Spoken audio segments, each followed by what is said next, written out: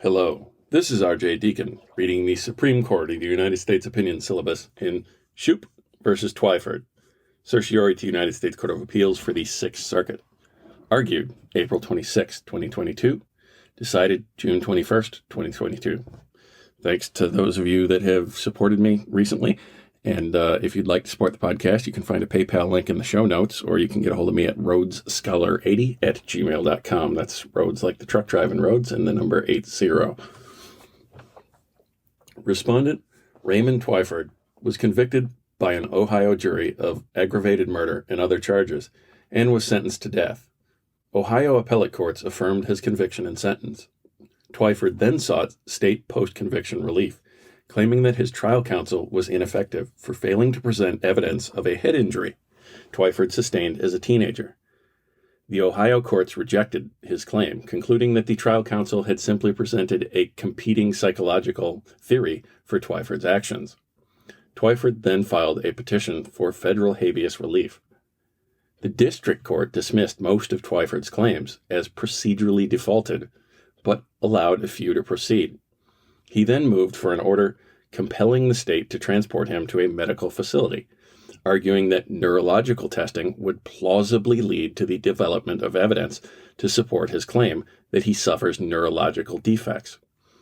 The district court granted Twyford's motion under the All Writs Act, which authorizes federal courts to issue all writs necessary or appropriate in aid of their respective jurisdictions and agreeable to the usages and principles of law. That's 28 U.S.C. section 1651 a. The Court of Appeals affirmed. Both courts concluded that it was unnecessary to consider the admissibility of any resulting evidence prior to ordering the state to transport Twyford to gather it. The Supreme Court held.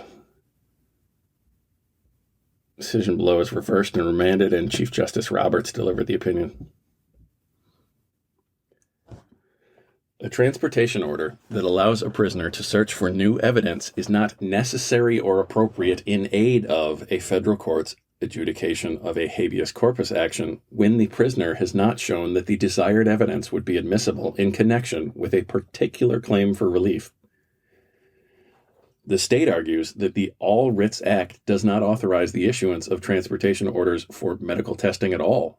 The state also argues that the order issued in this case was not necessary or appropriate in aid of the district court's jurisdiction because Twyford failed to show that evidence he hoped to find would be useful to his habeas case.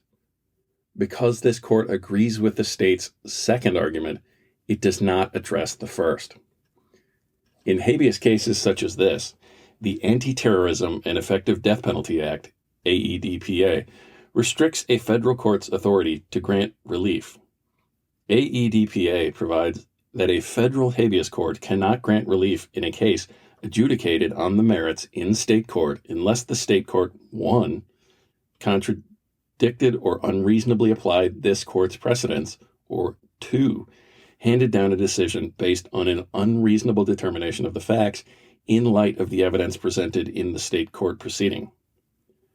Sections 2254D1-2 AEDPA also restricts the ability of a federal habeas court to develop and consider new evidence, limiting review of factual determinations under Section 2254D2 to the evidence presented in the state court proceeding, and review of legal claims under Section 2254D1 to the record that was before the state court.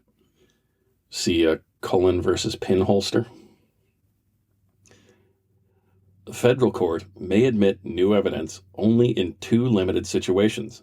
Either the claim must rely on a new and previously unavailable rule of constitutional law made retroactively applicable by this court, or it must rely on a factual predicate that could not have been previously discovered through the exercise of due diligence.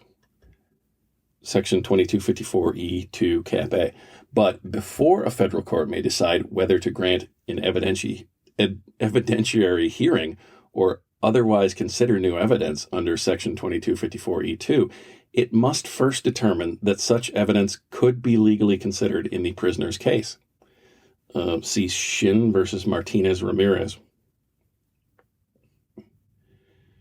That is because a federal court may never needlessly prolong a habeas case, particularly given the essential need to promote the finality of state convictions.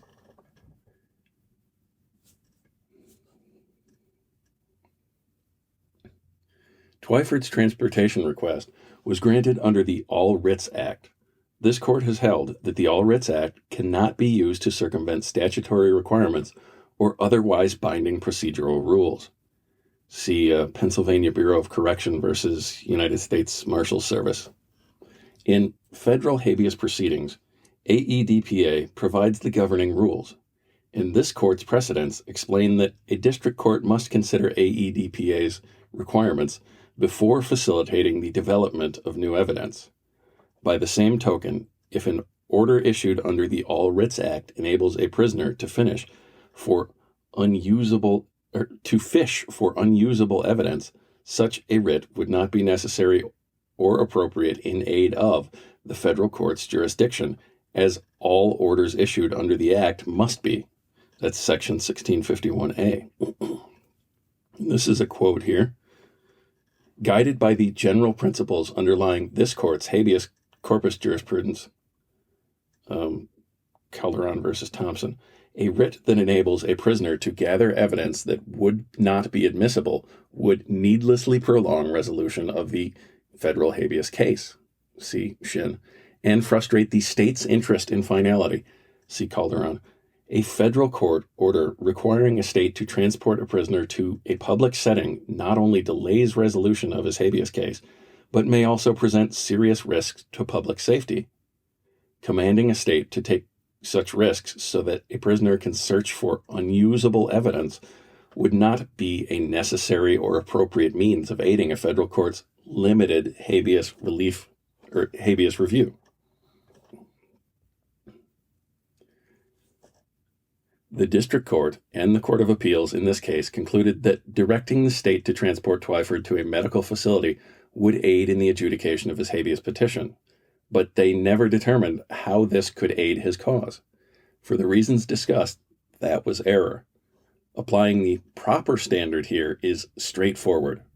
Twyford never explained how the results of the neurological testing could be admissible in his habeas proceedings, and it is hard to see how they could be, since the district court's AEDPA review is limited to the record that was before the state court, pinholster, and Twyford made no attempt to explain how that bar would be inapplicable in his case.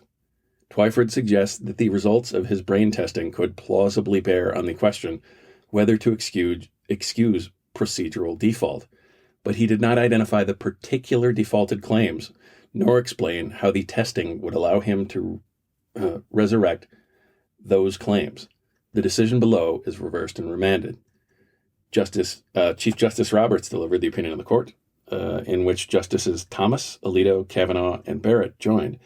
Justice Breyer filed a dissenting opinion, in which Justices Sotomayor, Kagan, and Gorsuch joined, and Justice Gorsuch filed a solo dissenting opinion. Thanks for listening. If you'd like to support the podcast, again, there's PayPal link in the show notes and rhodesscholar80@gmail.com. The Court of Appeals also attempted to distinguish this case from Trinity Lutheran and Espinoza on the ground that the funding restrictions in those cases were solely status-based religious discrimination, while the challenge provision here imposes a use-based restriction. Trinity Lutheran and Espinoza held that the Free Exercise Clause forbids discrimination on the basis of religious status, but those decisions never suggested that use-based discrimination is any less offensive to the Free Exercise Clause. This case illustrates why. Educating young people in their faith, including its teachings, and training them to live their faith are responsibilities that lie at the very core of the mission of a private religious school. Example, Our Lady of Guadalupe School versus Morrissey Beru. In short, the prohibition on status-based discrimination under the Free Exercise Clause is not a permission to engage in use-based discrimination. Locke versus Davey. Locke versus Davey does not assist Maine here. The scholarship funds at issue in Locke were intended to be used to prepare for the ministry. Quoting Trinity Lutheran, Locke's reasoning expressly turned on what it identified as the historic and substantial state interest against using taxpayer funds to support church leaders. But it is clear that there is no historic and substantial tradition against aiding private religious schools that is comparable. Locke cannot be read to generally authorize the state to exclude religious persons from the enjoyment of public benefits on the basis of their anticipated religious use of the benefits. The decision below is reversed and remanded. Chief Justice Roberts delivered the opinion of the court, in which Justices Thomas, Alito, Gorsuch, Kavanaugh, and Barrett joined.